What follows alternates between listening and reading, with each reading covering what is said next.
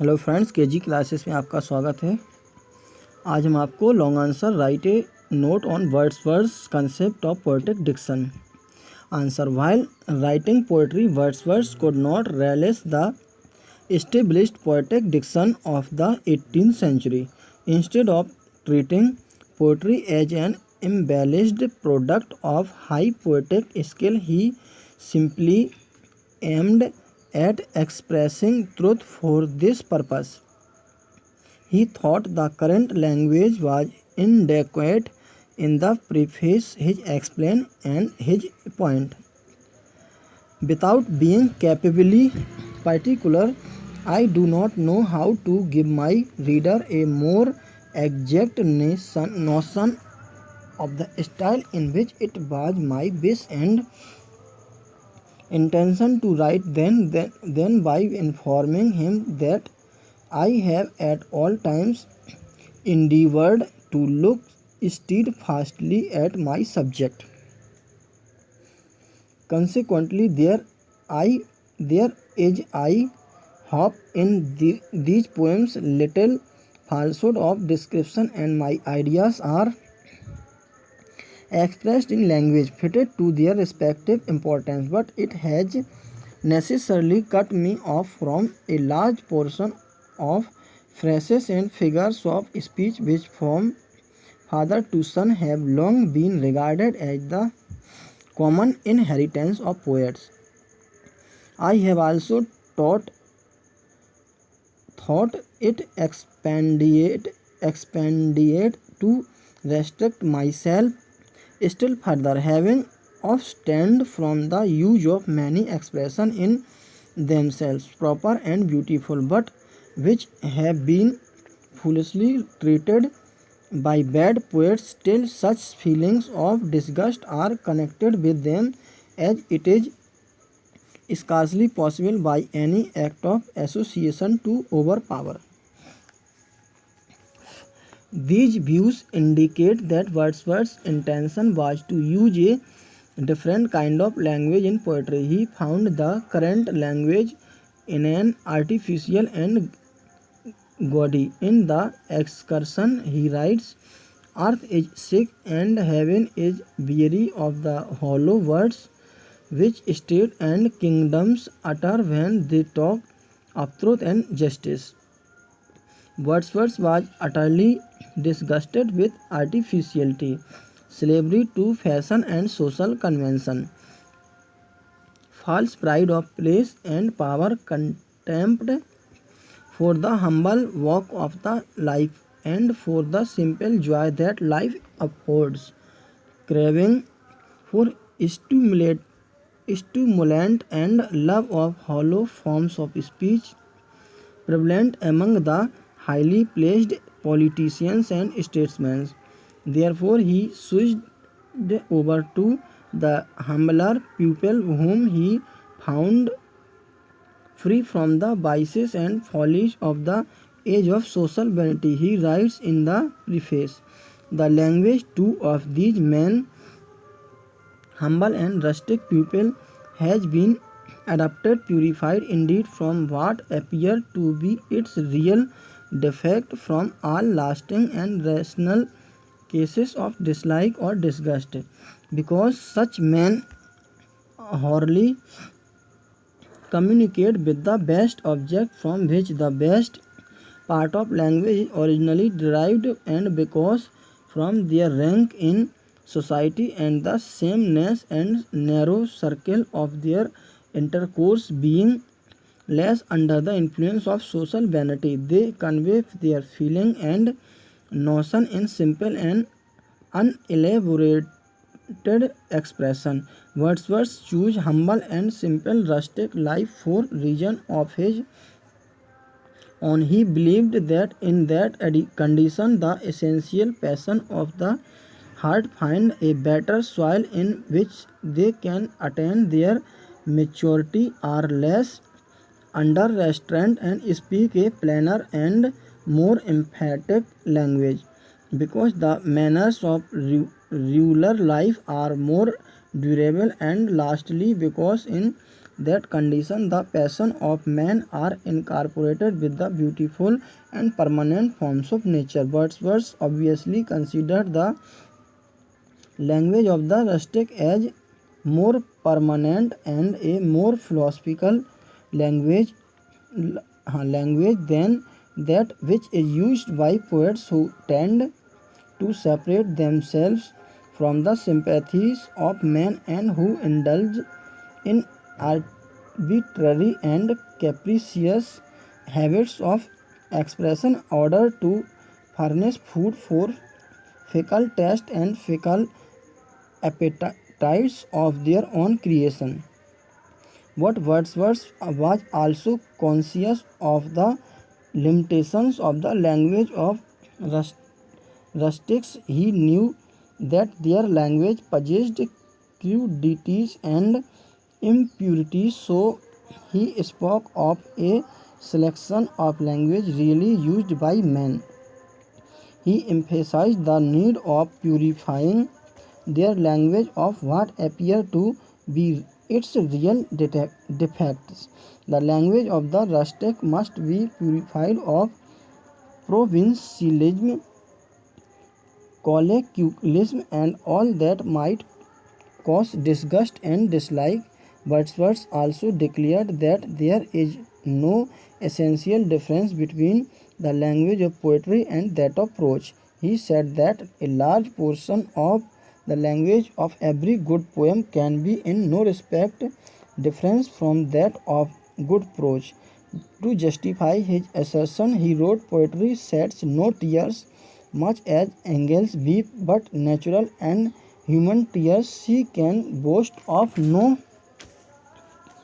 celestial, and that distinguishes her vital juices from those of prose. The same human blood circulates through the veins of both."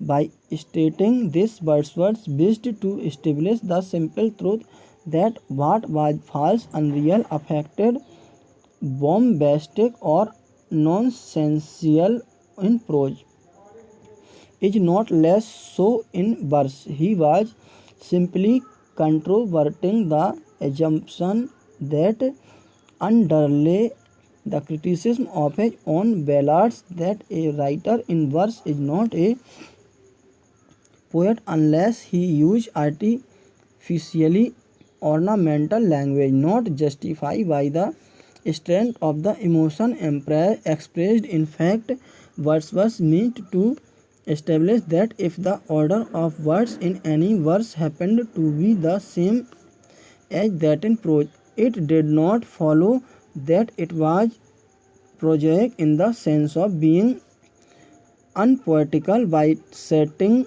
side by side two stanzas, one from Johnson and the other from the poem Babes in the Wood, Wordsworth shows that through in both stanzas the words and the order of the words in no respect differ from the most unimpassioned conversation. Yet Johnson's stanza is contemptible while the other is admirable.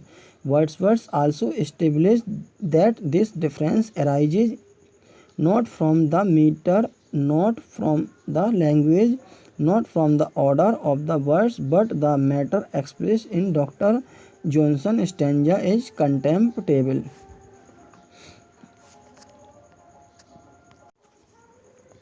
Wordsworth was not opposed to elevation of style in verse. In the preface he writes, "If the poet's subject be judiciously chosen, it will naturally and upon fit occasion lead him to passion, the language of which, if selected truly and judiciously, must necessarily be dignified and variegated and alive with metaphors and figures." But Wordsworth was opposed to false, unnatural style, a style which is artificially elevated, and not because such elevation is demanded by the intrinsic dignity of the subject. He did not like foreign splendor in poetry. A true poet must not trick out or elevate nature. He should not break in upon the sanctity and truth of his picture by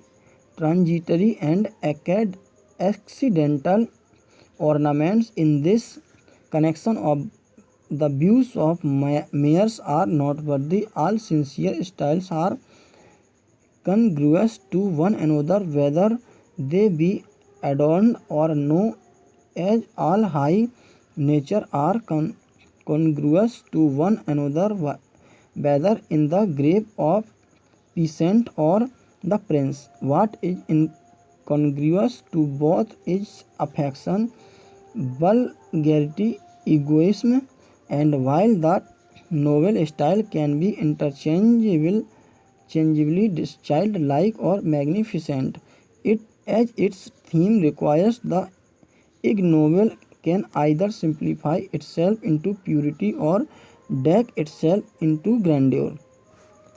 Heading a Coleridge view on Wordsworth's concept of the poetic diction. In his biography Literaria, Coleridge citizenized criticized Wordsworth's concept of poetic diction. First of all, Coleridge could not agree with Wordsworth's choice of the language of common man. In his critique, he points out that the language of rustic, freed from local and class characteristics, is not different from any other language. Moreover, the language of the rustic can in no way be language of poetry, for it is very limited in range. Coleridge also showed that the virtue of neutral and unelaborated simplicity are by no means those of the most striking passage of Wordsworth's on poetry. He points out with illustration that Wordsworth's preposition that there is a large part of poetry which does not differ from that of prose is not just because in poetry the poet uses meter for himself. Coleridge writes, I write in meter because I am going to use a language different from that of prose. It may be mentioned that Wordsworth himself violated his view. Release observes in this regard the prose choice of words is in the main observed, but the prose order is broken not for the sake of emphasis or melody, but from the constraint imposed by meter and rhyme. Now, for the preservation of that simplicity and sincerity which he valued so highly, the prose order of words is much more important than the prose choice of words. A phrase that lives in common speech becomes absurd when its component parts are troubled and disarranged. Coleridge emphatically contradicts Wordsworth's view about poetic diction. The language of poetry can never be the language of prose. The poet composes poetry under the influence of exalted emotions. Therefore, the language that he uses is his own language. He uses meter and rhyme to give exalted effect to his poetry. Thus, he has to use a language different from prose. Short answer type question. Write a note on the central idea of the poem Ode Intimations of Immortality. Answer. The poem is based on the doctrine of reminiscence. Childhood is idealized in that during that period everything in nature seemed to the poet apparelled in celestial light. It is so because the child remembers his prenatal existence. This remembrance lends a divine light to all objects of nature. But as the child grows up, the glory and freshness of a dream gradually vanish away. The heavenly memories get dimmed and ultimately fade away from the mind. The grown-up men begin to feel that there hath passed away a glory from the earth, but Wordsworth feels compensated in the thought that the child remembers the prior state of existence in heaven. Heaven lies about the man in his infancy. As the child grows up, the shades of prison house begin to close upon him. The child is superior to grown-up man. Wordsworth calls the child a prophet, a seer and a philosopher. However, just as the child has occasions of intimations of immortality based upon his recollections of heavenly life, in the same way the grown-up man experiences these intimations by his recollections of childhood. The grown-up man does not need to grieve on account of the loss of former glory of childhood. Rather, he should find strength in what remains behind. Maturity has its own compensations. Out of human suffering spring soothing thoughts, maturity being faith in a life after death. Therefore, the poet can still find pleasure in nature, though he does not now experience a dream-like charm of nature as he used to do in his childhood, but now his sympathies are bind, and now even the meanest flower arouses in his thoughts that are too deep for tears. Next question है, write a note on treatment of the child in Ode Intimations of Immortality. Answer: Wordsworth had a very high conception of the child. In the Ode, he considers the child as the best philosopher who not only reads the eternal mind but also knows the truth which we are seeking all our lives to find. It by not by an acquaintance with Platonic philosophy, says Rilke, that he Wordsworth arrived at his glorification of childhood, but by looking at nature and life with an open mind. In the Ode Intimation of Immortality, Wordsworth calls the child mighty prophet, seer, blessed, on whom those truths do rest which we are toiling all our lives to find. It is so because the child is nearest to divinity. Heaven lies about us in our infancy, says Wordsworth. The child brings heavenly glory with him. It is the vision of this glory that enables the child to enjoy the inherent glory of the object of nature. The child retains memories of his pre-existence in heaven. These memories invest nature with a dream-like splendor. Sometimes Wordsworth's views about the child are criticized as extravagant. Coleridge could not relish Wordsworth's undue glorification of the child, but Durant justifies Wordsworth's view. He says,